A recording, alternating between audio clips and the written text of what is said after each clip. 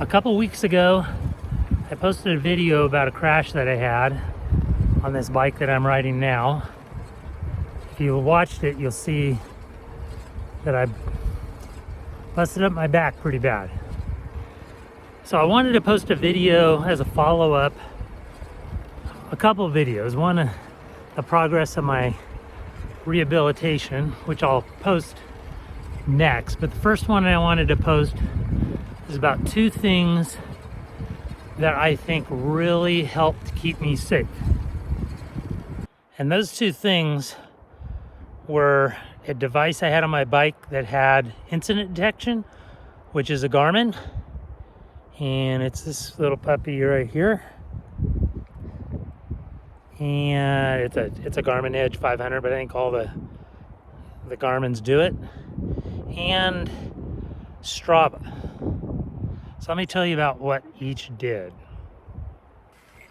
So the Garmin device, I've had it on my bike to use for just navigating trails, and it came automatically set up with crash detection turned on, or I think they call it incident detection.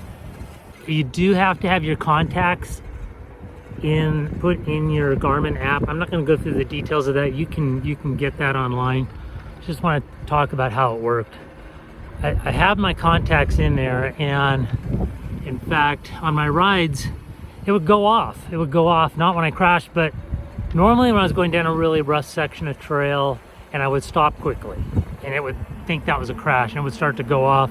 Once it went off, before I realized how to use it, and I didn't cancel it, and it contacted my emergency contact. That's when I actually realized it worked. I almost shut that whole thing off because of those false alarms. But eventually I got used to when it would go off, and decided to just leave it on. I'm glad I did, because when I crashed, it went off. There's a lot of times I've had to turn off the incident detection because it would go off incorrectly. You know, it would go off as a false alarm.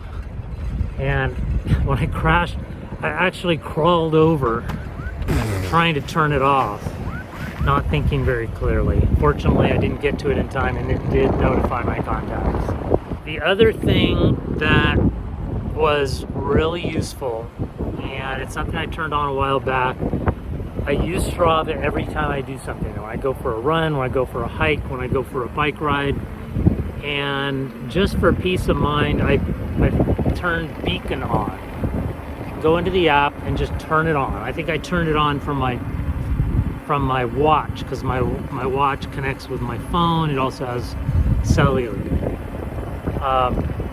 can do it also from your phone. You don't need to be a paid subscriber to use that function. Fortunately, Strava has made that available to everybody because it's such a useful safety function.